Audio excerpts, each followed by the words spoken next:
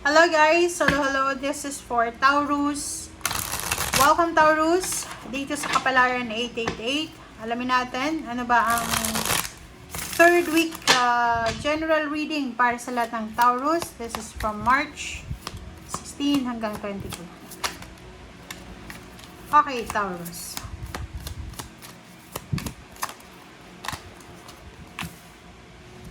Okay. First two cards tayo. Merong completion dito. So, posibleng tapos na yung obligations mo, duties and responsibilities, tapos na yung anak mong pag-aralin, tapos ka nang mag-aral, complete na kontrata. So, pwedeng you are, parang pakaramdam mo, you are achieved, you are satisfied. Mayroon kang mga emotional dreams na posibleng matupad sa linggong ito. So, maybe there's emotional news like news about the pregnancy, birth of the baby, about physical health issues na posibleng na resolve mo na.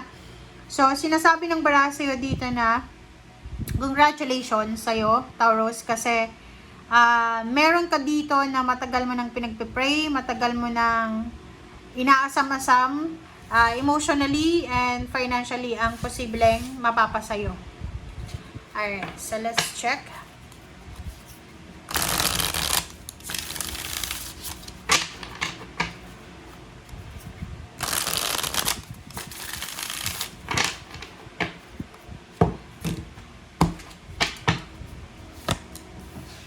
Okay, first card natin is Six of Swords.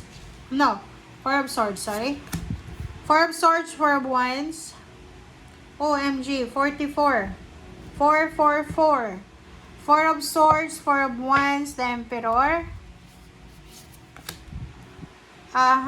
Seven of Wands, and then High Priestess. Sa ilalim mo dito, Knight of Pentacles, and bakit ganon? Okay.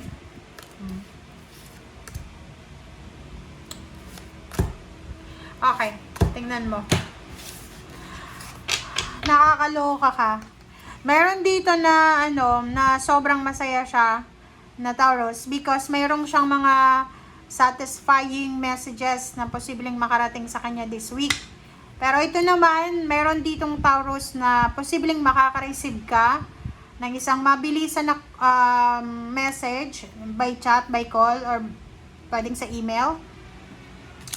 And kung makikita mo yung message na yan, ay pwedeng magdala sa'yo ng sobrang pain and heartaches. Ano yun? Eto sinasabi ng bara sa'yo na posibleng you're expecting for a lump sum of money, you're expecting for a payouts, payments. Ang nangyari dito, posibleng mawalan ka ng trabaho. So, problema sa trabaho, problema sa company, problema sa source of income, yun yung pwedeng poproblemahin mo sa linggong ito.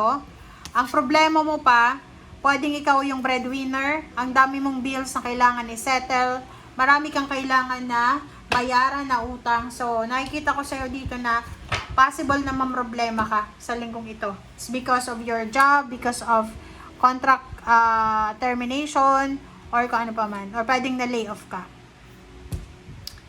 Hay. Kaya pala lumabas yung 4 na 4 kasi nangangailangan ng stability and balance yung buhay mo ngayon eh. Emotion, eto sa emotion siya. Sinasabi ng bara sa'yo dito, emotion and news and communication. Gusto mong magpahinga pero hindi mo magawa. Maybe you're a breadwinner or hindi mo kayang magpahinga kasi ikaw lang yung inaasahan. So, sinasabi ng bara sa'yo dito na as much as possible, Taurus, kailangan mong magpahinga. Take a rest. Yung katawan mo, puhunan mo yan. Lalo na kung hindi ka naman sobrang healthy physically, make sure na magpahinga ka, matulog ka sa linggong ito ng maayos. Next one dito is yung Four of Wands, family life. Nakikita ko sa'yo dito na yun, medyo imbalance yung family mo.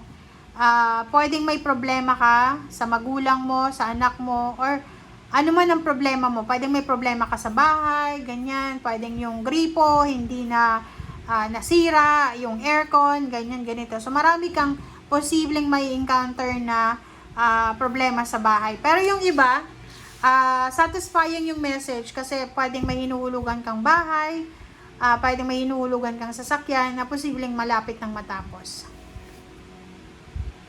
Okay. Kung may trabaho ka, okay, if you're employed, sinasabi ng bara sa'yo na posibleng magkakaroon ka ng issue sa yung employer, sa yung company. So, pwedeng ikaw ay yun, ma-lay off ka, isa ka sa mga mawawalan ng trabaho, or pwedeng kabaliktaran, it's either ikaw yung isa sa mga maipopromote or may lilipat ng mas mataas na posisyon. Okay, so sinasabi ng barahan na ang linggong ito ay punong-puno ng unexpected twist ng events. So, kumapit ka lang. Alright.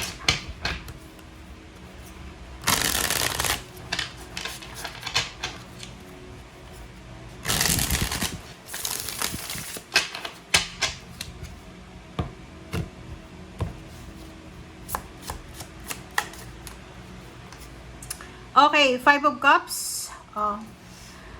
Para daw hindi ka magsisi sa bandang huli, kailangan mong alagaan yung sarili mo.